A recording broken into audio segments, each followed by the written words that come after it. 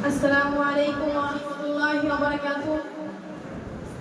نحمد ونصلي على رسوله الكريم. أما بعد فأعوذ بالله من الشيطان الرجيم. بسم الله الرحمن الرحيم. وما أرسلناك إلا رحمة للعالمين. صدق الله العظيم. সর্বতম প্রশংসা জ্ঞাপন করেছি মহান আল্লাহর দরবারে, যিনি আমাদের এমন সুন্দর একটা মজলিসে বসার তৌফিক দান করেছেন। সেই শুকরিয়া স্বরূপ বলি আলহামদুলিল্লাহ।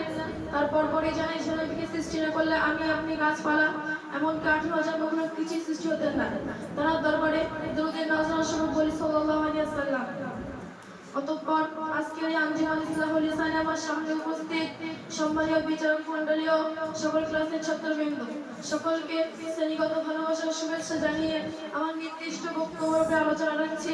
আমার তৌফিক ইল্লা বিল্লাহ। প্রিয় শ্রোতা শ্রোতী মণ্ডলী, আজ থেকে প্রায় 1500 বছর পূর্বে এই ধরার বুকে অত্যাচার, অবিচার, শিরিক, বেদাত, বিদআত, ফাসাদে গোটা পৃথিবী অন্ধকারের মধ্যে ছিল। তখন মানুষ শান্তির জন্য চাতক পাখির ন্যায় আকাশ পাড়ে তাকিয়ে থাকতো কখন সেই খোদার প্রিয় দূত আপনভাবে হবে দুনিয়াতে। ঠিক সেই সময় আরব দেশে মক্কা নগরে মাইমিনার কুড়ে ঘরে আলোকিত করে 570 খ্রিস্টাব্দে সুবহে সাদিকের সময় নবী হযরত মুহাম্মদ সাল্লাল্লাহু আলাইহি ওয়াসাল্লাম এই ধরার বুকে আসেন। তিনি এমন একটা যুগে আসেন, সেই যুগের মানুষ ছিল সিংহের চেয়ে হিংস্র, অজগরের চেয়ে বিষাক্ত ও কুকুরের চেয়ে লোভী। তারা মানুষকে মানুষ বলে মনে করতো না, নারী জাতিতে ছিল না কোনো মর্যাদা। ফুলের 9 ফুট নয়নের মণি নয়নের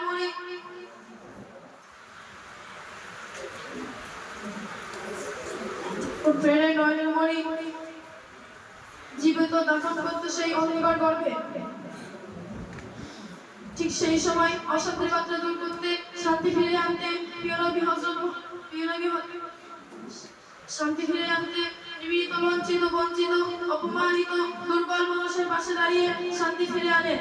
তারা 63 বছর জীবনে কোনোদিন মিথ্যে কথা বলেননি। তারা কথাবার্তা ছিল নম্রতায়, ভদ্রতায় ভরা, মুক্তামালা। ও তারা জীবন ছিল জান্নাতের চেয়ে পরিষ্কার ও সূর্যের চেয়ে উজ্জ্বল। তাই তো মক্কার বেঈমান কাফেররা একবারকে স্বীকার করেছিল মুহাম্মাদের জনপ্রিয় নেতা, উপাধি দিয়েছিল যে আমাদের সত্যবাদী। আমরা যদি নবীর আদর্শে আদর্শ হতে পারি তাহলে আমাদের জীবন সুসম্মানিত হতে পারবে। এই বলে আমার সংক্ষিপ্ত বক্তব্য নিয়ে দিচ্ছি। আমার তৌফিক ইল্লা বিল্লাহ।